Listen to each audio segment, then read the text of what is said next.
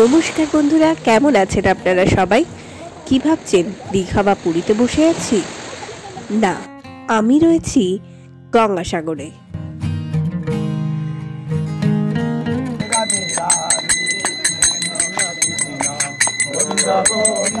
আপনারা হয়তো সবাই জানেন, পশ্চিমবঙ্গের দক্ষিণ 24 পরগনার সাগরদ্বীপে মকর সংক্রান্তির দিন এক বিশাল মেলার আয়োজন করা হয় প্রতি বছর।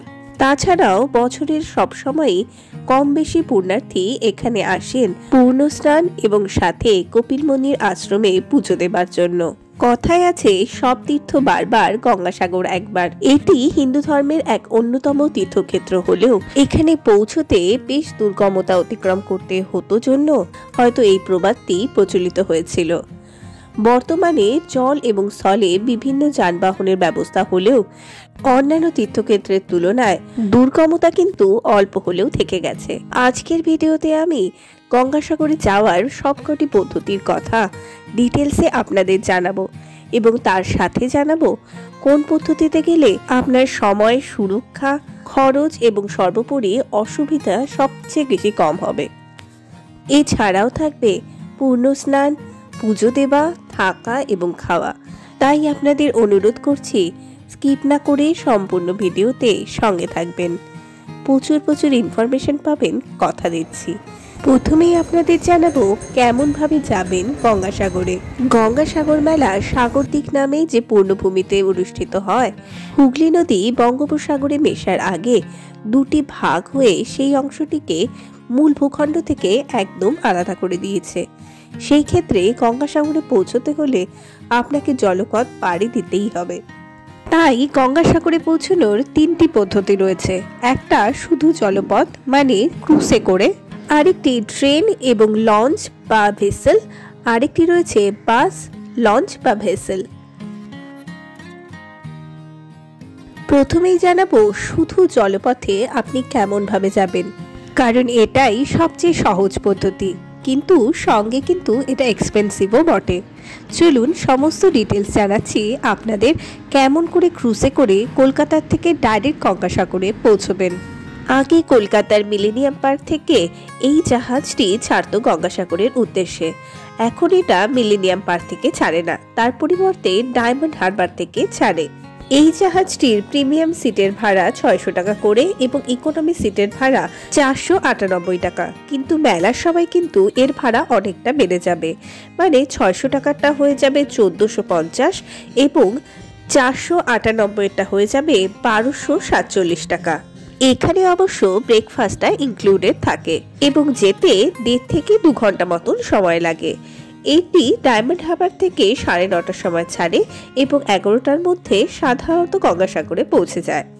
আপনি যদি দিনে পুজো দিয়ে চলে আসতে চান তাহলে এটা অবশ্য একটা দারুণ অপশন। আগে যদিও শনিবার রবিবার ছাড়তো, কিন্তু বর্তমানে প্রতিদিন এই ক্রুজটি ডায়মন্ড হারবার থেকে ছাড়ে এবং ফিরে আসে। ক্রুজের টিকিট আপনি অনলাইনেও করতে পারেন। নিচে দেওয়া ওয়েবসাইট থেকে আপনি যাতায়াত দুটোর টিকিটই করতে পারবেন। এছাড়াও ডায়মন্ড হারবারে গিয়েও আপনি টিকিট করতে পারেন, কিন্তু মেলার সময় প্রচন্ড রাস্তাকে, সেহেতু টিকিট পাবেন কিনা তাতে সন্দেহ রয়েছে। এ তো গেল শুধু জলপথের কথা। এবার বলি স্থলপথ এবং জলপথ মিলিয়ে কেমন ভাবে আপনি গঙ্গাসাগরে পৌঁছতে পারবেন, কারণ এই পদ্ধতিটি সবচেয়ে বেশি জনপ্রিয়। বেশিরভাগ লোক জল এবং স্থল দুই পাড়ি দিয়েই গঙ্গাসাগরে পৌঁছান। এই ক্ষেত্রে আপনাকে একটু অসুবিধার মুখোমুখি হতে হলেও পকেট ফ্রেন্ডলি হয় এই পদ্ধতি। এছাড়াও জাহাজের টিকিট ভীষণ লিমিটেড, সেই ক্ষেত্রে বাস এবং ট্রেন এক অন্যতম ভরসা। স্থলপথে আপনি দুটি পদ্ধতিতে যাত্রা শুরু করতে পারেন, বাস এবং ট্রেন। তো প্রথমেই জানাবো ট্রেনের কথা। আপনি যদি কলকাতার বাসিন্দা হন তাহলে কলকাতার যে কোনো অংশ থেকে শিয়ালদা স্টেশনে চলে আসুন, আর যদি কলকাতার বাইরের হন, যেমন আমরা উত্তরবঙ্গবাসী, সেই ক্ষেত্রে ট্রেন, বাস বা ফ্লাইটে করে প্রথমে আপনাকে এসে পৌঁছতে হবে কলকাতা। সেখান থেকে শিয়ালদা স্টেশনের পৌঁছে শিয়ালদা স্টেশনের সাউথ শাখার লক্ষ্মীকান্তপুর লোকাল আপনাকে ধরতে হবে। এই ট্রেনে করে আপনাকে পৌঁছতে হবে কাকদ্বীপ বা নামখানাতে। কাকদ্বীপে আপনি পাবেন ভেসেল এবং নামখানাতে পাবেন স্টিমার। এই দুটি জলযান হলেও দুটোর মধ্যে কিন্তু বেশ পার্থক্য রয়েছে। সঙ্গে থাকুন, আমি দুটোরই সমস্ত রিভিউ আপনাদের দেব। প্রথমে জানাই লক্ষ্মীকান্তপুর লোকাল আপনি কোন কোন সময় পেয়ে যাবেন। টাইম টেবিল দিয়ে দিলাম স্ক্রিনে এবং ডেসক্রিপশন বক্সে। ভিডিওটি পজ করে দেখে নিতে পারেন। এই ট্রেন যাত্রা বেশ অনেকটা দীর্ঘ, 3 থেকে 4 ঘন্টা মিনিমাম সময় লাগে। আমাদের লেগেছিল 3.5 ঘন্টা। কিন্তু এই বিশাল ট্রেন যাত্রায় আপনি একটুও বোর হবেন না। বাইরের প্রকৃতির সৌন্দর্য তো রয়েছে, সঙ্গে ট্রেনের ভেতরে হকাতে নানা জিনিসের পসরা আপনাকে কিছুতেই টায়ার্ড হতে দেবে না। এই লক্ষ্মীকান্তপুর লোকাল ট্রেনটি নিয়ে আমাদের একটু কনফিউশন হয়েছিল, আশা করি আপনাদেরও অনেকের হবে। চলুন ব্যাপারটা ক্লিয়ার করে নিই। লক্ষ্মীকান্তপুর আসতে গেলে আপনাকে প্রথমে শিয়ালদায় টাইম চার্টটা দেখে নেবেন। What is my train application আপনি পেয়ে যাবেন ওটা। তো লক্ষ্মীকান্তপুর আসার জন্য যতগুলো ট্রেন আছে প্রত্যেকগুলো আবার নামখানাতে যায় না। তো আমরা যখন গঙ্গাসাগর ট্রাভেল করবো আপনাদের এটা দেখে নিতে হবে যে সেই ট্রেনের সাথে নামখানা লোকাল লেখা আছে কিছু, এবং কিছু কিছু ট্রেন এরকমও থাকে যেটা নামখানা লোকাল লেখা থাকে না, তারপরেও ওটা লক্ষ্মীকান্তপুর ওয়েট করার পর ওটা নামখানার জন্য ওয়েট করে। কারণ নামখানা থেকে লক্ষ্মীকান্তপুর রোডটা হচ্ছে সিঙ্গেল লাইন, তো সেই জন্য একটা ট্রেন আসে তারপরে আরেকটা ট্রেন এখানে যায়, তাই এখানে ওয়েট করতে হয়। তো আমাদের টোটাল এস্টিমেটেড টাইম 2.5 ঘন্টা, বাট এই লক্ষ্মীকান্তপুর ডিলে করার জন্য এই 2.5 ঘন্টা থেকে 3 ঘন্টা অবধি হতে পারে। তো আমরা এখন লক্ষ্মীকান্তপুর স্টেশনে ওয়েট করছি। আমরা 9:16 ট্রেনটা ধরেছিলাম, আর আমরা এখানে এখন পৌঁছেছি নিয়ার বাই 11টার সময় আমরা পৌঁছে গেছি। তো আমরা ওয়েটিং পিরিয়ডে আছি, এখন দেখা যাক আমরা কতক্ষণ পৌঁছি। লক্ষ্মীকান্তপুরে ট্রেনটি মিনিমাম ঘন্টাখানেক দাঁড়ায়। এই সময় একটু বাইরে পায়চারি করে নিলাম, সাথে প্ল্যাটফর্মের কিছু ফটো তুলে নিলাম। আমাদের ট্রেন আবার ছুটল। কিছুক্ষণের মধ্যে আমরা পৌঁছে গেছিলাম কাকদ্বীপে। আপনি চাইলে কাকদ্বীপে নেমে যেতে পারেন বা নামতে পারেন তার পরের স্টপেজ নামখানাতে। আমরা নেমেছিলাম নামখানাতে এবং আসার সময় কাকদ্বীপ হয়ে এসেছিলাম। কাকদ্বীপ স্টেশনটি যেহেতু আগে পড়ে, সেই জন্য চলুন প্রথমে জানাই কাকদ্বীপ থেকে কেমনভাবে যাবেন গঙ্গাসাগরে। কাকদ্বীপ স্টেশনে নেমেই টোটো স্ট্যান্ডে গিয়ে টোটো করে আপনাকে পৌঁছতে হবে ভেসেলঘাট লট নাম্বার 8 1 নম্বর গেটে। এই ক্ষেত্রে 20 টাকা নেবে আপনার টোটো ভাড়া এবং যেতে প্রায় 30 মিনিট মতো সময় লাগবে। এবার আপনাকে লাইন দিয়ে টিকিট কাটতে হবে। টিকিটের মূল্য 9 টাকা। এখানে যে পরিমাণ ভিড় দেখছেন এর কারণ হলো 12টার থেকে ভাটা পড়বে এবং ভাটা পড়লে ভেসেল যাতায়াত বন্ধ হয়ে যায়। এরপর আবার যখন জোয়ার হবে তখন গিয়ে ভেসেল চলবে। আপনি যদি ভেসেলে করে যেতে চান সেই ক্ষেত্রে গঙ্গাসাগর অ্যাপটি আগে থেকে ডাউনলোড করে নেবেন। সেখানে ভেসেলের টাইম টেবিল 2 দিন আগেই দিয়ে দেওয়া হয় এবং সেখান থেকে টিকিটও কেটে নিতে পারেন আপনি। গাড়ি ঘোড়া সমস্ত কিছু নিয়ে যাচ্ছে এখানে করে, প্রচুর।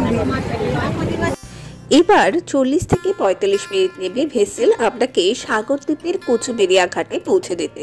কচুবেড়িয়া ঘাট থেকে কপিলমণি আশ্রমের দূরত্ব 30 কিলোমিটার এবং এখান থেকে আপনি বাস, টোটো এবং অটো পেয়ে যাবেন। এই ক্ষেত্রে বাসে করে গেলে আপনার ভাড়া পড়বে 40 টাকা, রিজার্ভ টোটোতে করে বা অটোতে করে গেলে 1500 থেকে 2000 টাকা এবং শেয়ার অটোতে করে গেলে আপনার ভাড়া পড়বে 50 টাকা। এই প্রত্যেকটি যানবাহন আপনাকে বাস স্ট্যান্ড পর্যন্ত এনে পৌঁছে দেবে এবং সেখান থেকে 10 থেকে 20 টাকার বিনিময়ে টোটো করে আপনাকে পৌঁছতে হবে কপিলমণির আশ্রম, ঘাট বা হোটেলে। এ তো গেল কাকদ্বীপ থেকে ভেসেলে করে আসার কথা। এবার বলি, আপনি যদি ভেসেলে করে না আসেন, লঞ্চে করে আসেন, সেই ক্ষেত্রে আপনি কিভাবে আসবেন। আমরা লঞ্চে এসেছিলাম এবং সেই জন্য আমরা ট্রেনে করে এসে নামি কাকদ্বীপের পরে একটা স্টেশন ছেড়ে নামখানা স্টেশনে। নামখানা লক্ষ্মীকান্তপুর লোকালের লাস্ট স্টেশন। 9টার সময় রওনা হয়েছিলাম, এখানে 12:30টার সময় এসে পৌঁছালাম, মানে 12:23 বাজে। নামখানা স্টেশনে এসে স্টেশন থেকে বাইরে বেরিয়ে আপনি টোটো পেয়ে যাবেন। সেখান থেকে টোটো রিজার্ভ করে বা শেয়ার টোটোতে করে আপনাকে পৌঁছতে হবে নারায়ণপুর লঞ্চ ঘাটে।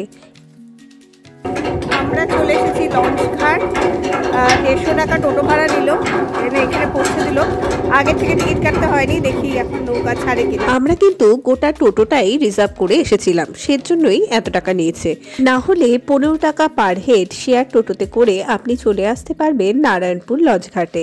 লঞ্চের বেশ কয়েকটি সুবিধা রয়েছে। প্রথমত, আপনাকে টিকিটের লাইনে দাঁড়াতে হবে না। দ্বিতীয়ত এবং সবচেয়ে বড় ব্যাপার, জোয়ার ভাটার জন্য যেখানে ভেসেল 4 ঘন্টা মতো দিনে বন্ধ থাকে, সেখানে এটাতে কোনো অসুবিধা নেই। এমনকি কুয়াশাতেও লঞ্চ চলে।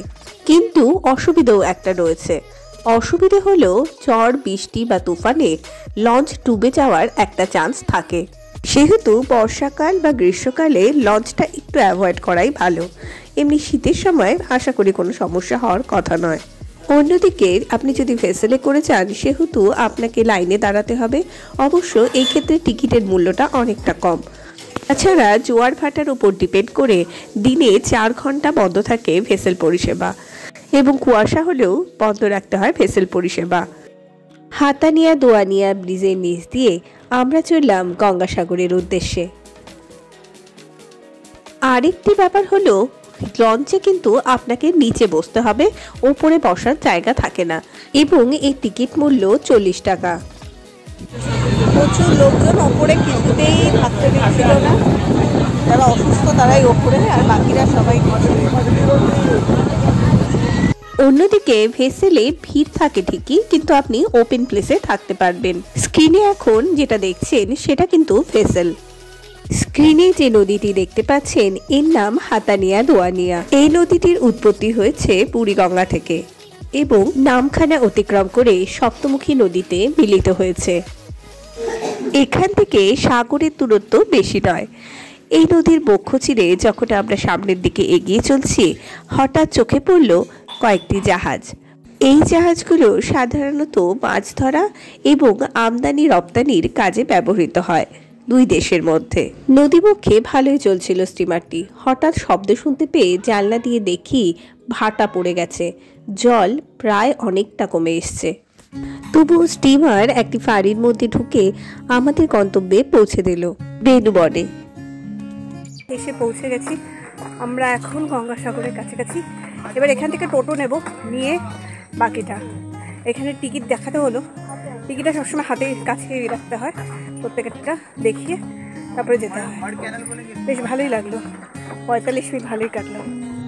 নামখানা থেকে বেনুবন পর্যন্ত লঞ্চ যাতায়াত করে সকাল 7:30 থেকে বিকেল 4:30 পর্যন্ত, এবং বেনুবন থেকে নামখানা পর্যন্ত আবার লঞ্চ ছাড়ে সকাল 5:45 থেকে বিকেল 4:45 পর্যন্ত।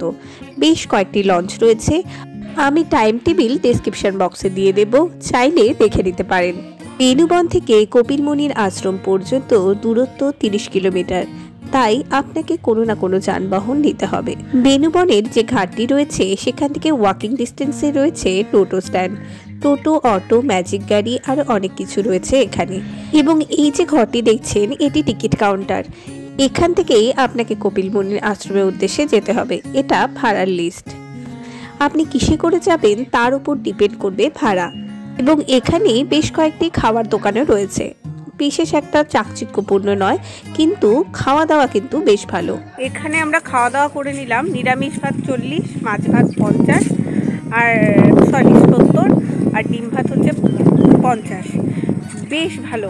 চলুন যেতে যেতে বাসের কথাটা বলে নিই। ধর্মতলা থেকে ভোর 4:30 থেকে বিকেল 5টা পর্যন্ত বেশ অনেক কটি বাস চলে নামখানার উদ্দেশ্যে। এই বাসগুলোতে করে নামখানা বা কাকদ্বীপ যে কোনো জায়গায় নেমে আপনাকে যেরকম ভাবে বললাম স্টিমার লঞ্চে করে এসে পৌঁছতে হবে গঙ্গাসাগরে। বাসে আসতে 4 থেকে 4.5 ঘন্টা সময় লাগবে এবং 72 টাকা টিকিট মূল্য। ধর্মতলা থেকে বেশ কয়েকটি সরকারি বাসের সঙ্গে সঙ্গে বেসরকারি বাসও আপনি পেয়ে যাবেন। টিকিট মূল্য অবশ্য 90 টাকা, সময় ওই একই লাগে।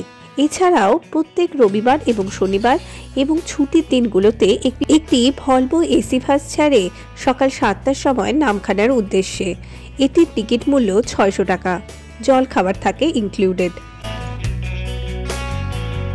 আলটিমেট আমরা এসে পৌঁছে গেছি গঙ্গাসাগরে।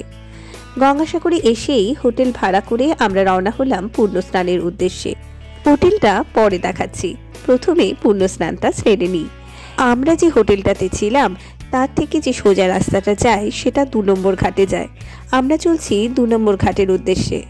ইয়াসঝড়ে 2 নম্বর ঘাটটি নষ্ট হয়ে গেছে। সামনে যেহেতু মেলা তাই সারাইয়ের কাজ চলছে। আর দৃশ্যের তো প্রচন্ড আনন্দ, এই দেখো লাফালাফি করছে কেমন। 1 নম্বর 2 নম্বর ঘাট মেরামতির কাজ চলছে। মেনলি মন্দিরের সোজাসুজি যে ঘাটটি সেটি 1 নম্বর ঘাট, এটি 2 নম্বর এবং 3 নম্বর ঘাটটিতে এখন স্নান হচ্ছে। সেখানে চেঞ্জিং রুম সমস্তই রয়েছে। মেলা আস্তে আস্তে হয়তো এই ঘাটগুলো ঠিক হয়ে যাবে।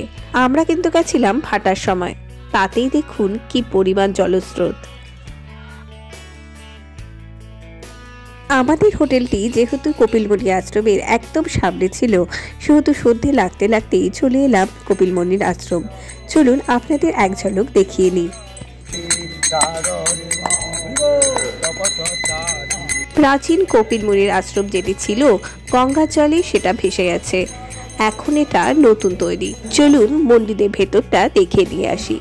কপিলমুনির আশ্রমে কপিলমুনির এই মূর্তি তো রয়েছে, তার সঙ্গে আরও বেশ কয়েকটি দেবদেবীর মূর্তিও রয়েছে। এখন এরকম ফাঁকা দেখছেন ঠিকই, কিন্তু মেলার সময় কিন্তু এখানে তিল ধারণের জায়গা থাকে না। এবং এটি মন্দিরের সামনে পতাকা উত্তোলনের হয়তো জায়গা। এবং এখানে দেখলাম মানত করে অনেকেই ওড়না বেঁধে রেখেছে। এবং এখানে সিঁদুরে মাখামাখি এক শিবলিঙ্গ এবং নন্দী মহারাজ রয়েছে। 7টার দিকে এখানে সন্ধ্যা আরতি হয়। আমরা হোটেলে চলে আসার পরে সন্ধ্যা আরতি শুরু হয়েছিল। প্রচন্ড টায়ার্ড থাকার জন্য আমরা আর গেলাম না। আমাদের হোটেলেই ফুডিং রয়েছে, সেই জন্য আমরা তরকা রুটি খেয়ে সেদিন শুয়ে পড়ি। পরদিন সকালবেলা সূর্যোদয় দেখার জন্য রওনা হয়েছিলাম ঘাটের উদ্দেশ্যে, কিন্তু আমার ব্যাড লাক, সেদিন আকাশে মেঘ থাকার জন্য সূর্যোদয় দেখা গেল না। এসে দেখি এক সাধু মহারাজ স্নান সেরে উঠছে এবং 3 নম্বর ঘাটে স্নানের হিড়িক পড়ে গেছে। ওই যে স্ক্রিনে জায়গাটা দেখছেন এটি 3 নম্বর ঘাট। এখন স্ক্রিনে যে জায়গাটা দেখছেন এটি আমাদের হোটেল। এখানে ফুডিং এবং লজিং দুটো ব্যবস্থাই রয়েছে। ফুডিংটা বেশ ভালো হলেও লজিংটা নিয়ে একটু কোশ্চেন মার্ক রয়েছে। 500 টাকা পার ডে পার রুম নিয়েছিল আমাদের, এবং রুমগুলো বিশেষ একটা ভালো ছিল না। পরিষ্কার পরিচ্ছন্নতার দিক থেকেও আমি একে 2 স্টারের বেশি দিতে পারবো না, বাট একটা রাতের ব্যাপার সেহেতু আমরা একটু অ্যাডজাস্ট করে নিয়েছিলাম। তাছাড়া হোটেলটার থেকে ঘাট এবং কপিলমুনির আশ্রম একদম সামনে, এবং এক একটা রুমে 5 থেকে 6 জন থাকতে পারবে। তাহলে সেই ক্ষেত্রে পার হেড 100 টাকা করে পড়ছে থাকার জন্য। এর চেয়ে সস্তা আর কি হবে বলুন। এই যে প্যাঁচাগুলো রয়েছে তার পেছনেই হোটেলের গেট, এবং এখানেই সামনেই মার্কেট, এবং অপোজিট সাইডে কপিলমুনির আশ্রম, এবং আর কিছুটা এগোলেই ঘাট। এই সমস্ত দেখেই আমরা এখানে ছিলাম। আর ওই যে চূড়াটা দেখা যাচ্ছে ওটাই কপিলমুনির আশ্রম।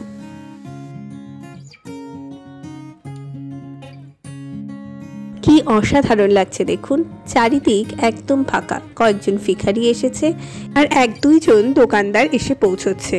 মন্দির এখনো খোলেনি। মূল মন্দিরটির পাশে এই যে অংশটি দেখছেন এটা আশ্রম। চাইলে আপনি এখানে বিনামূল্যে থাকতে পারেন, কিন্তু মেলার সময় কিন্তু তা হয় না, কারণ এখানে কয়েক হাজার সাধু সন্ন্যাসীরা আসেন, তারা থাকেন, এবং বড় বড় যারা পুলিশ অফিসার রয়েছে তারা থাকেন। চলুন এবার আপনাদের দিনের আলোতে গোটা মন্দির চত্বরটি ঘুরিয়ে দেখাই। মন্দিরের ঠিক সামনে এই পুকুরটির মধ্যে মা গঙ্গার একটি মূর্তি রয়েছে। জায়গাটি বেশ সুন্দরভাবে বানানো হয়েছিল, সেটা বলার আর অবকাশ রাখে না, কিন্তু পরিষ্কার পরিচ্ছন্নতার অভাব এখানে আপনার নজরে পড়বে। মন্দিরের ঠিক অপোজিট সাইডে এই যে স্ট্রেট রাস্তাটা দেখতে পাচ্ছেন, এদিকেই রয়েছে 1 নম্বর ঘাট। মেলার সময় আশপাশের সমস্ত গেট বন্ধ করে দেওয়া হয়, এবং ব্যারিকেড দিয়ে একমাত্র এই গেট দিয়েই ভেতরে ঢোকা যায়। এই রাস্তাটা দিয়ে সোজা চলে গেলে একটু দূরেই রয়েছে এই বিশাল আকার শিব, ভগীরথ এবং মা গঙ্গার মূর্তি, এবং ওয়ালে বিভিন্ন চিত্রের মাধ্যমে তুলে ধরা হয়েছে এই কপিলমুনি আশ্রমের ইতিহাস। চলুন আপনাদের জানাই। কথিত রয়েছে প্রাচীনকালেই রাজা সাগর অশ্বমেধের যজ্ঞ করেছিলেন এবং তার অশ্বমেধের ঘোড়া দেবরাজ ইন্দ্র নাকি কপিলমুনি আশ্রমের পাশে লুকিয়ে রেখেছিলেন। ঘোড়াটি পাওয়া না গেলে রাজা সাগর তার 60,000 পুত্রকে ঘোড়ার অনুসন্ধানে পাঠায়। তারা ঘোড়াটিকে পায় কপিলমুনি আশ্রমের পাশে। স্বাভাবিকভাবেই কপিলমুনির ওপরে আসে ঘোড়া চুরির অপবাদ। এতে তিনি বেজায় ক্রুদ্ধ হয়ে রাজকুমারদের ক্রোধানলে ভস্মীভূত করেন এবং তারা নরকে ঠাঁই পায়। শেষে সাগররাজ এসে অনেক অনুনয় বিনয় করার পরে কপিলমুনি জানান মা পার্বতী যদি গঙ্গা রূপে অবতীর্ণ হন তাহলে তার পবিত্র জলের স্পর্শে সাগররাজের পুত্ররা স্বর্গলাভ করবে। শেষে ভগীরথের চেষ্টায় মা গঙ্গা যখন মর্তে অবতরণ করলেন তার পবিত্র জলের স্পর্শে মুক্তি পেল সাগররাজের পুত্ররা। মন্দিরটার সামনে আর এই স্ট্যাচুটা একটু পেছনের দিকে, এখানে বেশ কয়েকটি দোকান রয়েছে। এই গেট দিয়ে 4 নম্বর গেট দিয়ে ঢুকলে এখানে দোকান রয়েছে, এই পাশেও একটা গেট, এদিক দিয়ে ঢুকলে দোকানগুলোর থেকে পুজোর সামগ্রী কিনে যেতে পারেন। সকালবেলা 2-4টি দোকানই খোলা ছিল। তাদের মধ্যে একজনের কাছ থেকে শুনে নিলাম কিরকম দাম পুজোর ডালার। ডালা আছে, এটা হচ্ছে 30 টাকা। আচ্ছা, প্রসাদের প্যাকেট, ফুল, ধূপ, সিঁদুর, ছড়ি, প্রসাদ, হাতিবাঁধা ডোর সব দিয়ে 30 টাকা।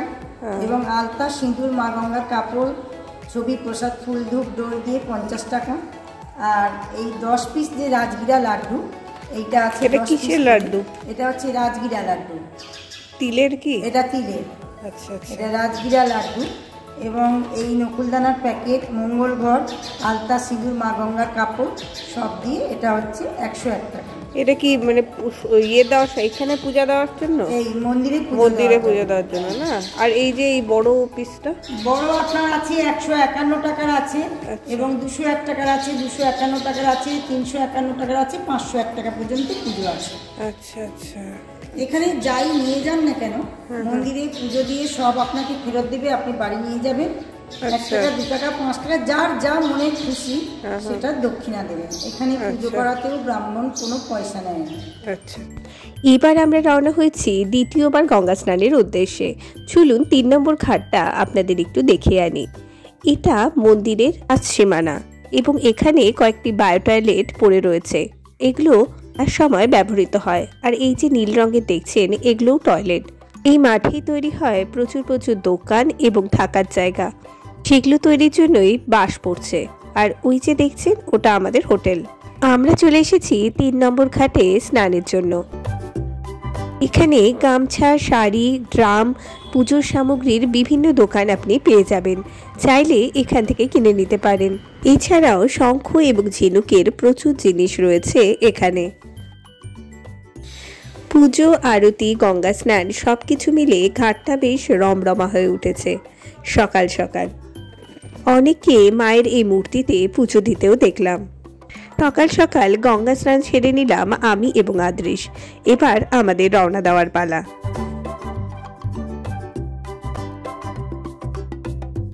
এই লিস্টে আমাদের হোটেলে লাগানো ছিল। দেখুন প্রচুর পরিমাণে ট্রেন, ভেসেল এবং লঞ্চ ছাড়ে গঙ্গাসাগর মেলার সময়। এটি দেখে বেশ আশ্বস্ত হলাম। আমাদের হোটেলে ব্রেকফাস্ট হয় না, তাই বেরিয়েই সামনে এই দোকানটির থেকে আমি ডিম টোস্ট খেয়ে নিলাম এবং বাকিরা সবাই ঘুগনি মুড়ি খেয়েছিল। ওই 10 থেকে 20 টাকার মধ্যেই আপনার ব্রেকফাস্ট হয়ে যাবে। এরপর টোটো করে বাস স্ট্যান্ড এবং বাস স্ট্যান্ড থেকে আবার অটো করে রওনা হই লঞ্চের উদ্দেশ্যে। এই সমস্ত কিছুর ভাড়াই আমি ভিডিওর প্রথমেই দিয়ে দিয়েছি। যতটা পারলাম আপনাদের ইনফরমেশন দেওয়ার চেষ্টা করলাম। আর কিছু জানার থাকলে অবশ্যই কমেন্ট করবেন। আমি যতটা জানি আপনাদের হেল্প করার চেষ্টা করব। ভিডিওটি ভালো লাগলে অবশ্যই লাইক, কমেন্ট, শেয়ার আর প্লিজ সাবস্ক্রাইব করে দেবেন। ওকে বাই, দেখা হবে নেক্সট ভিডিওতে। হর হর গঙ্গে।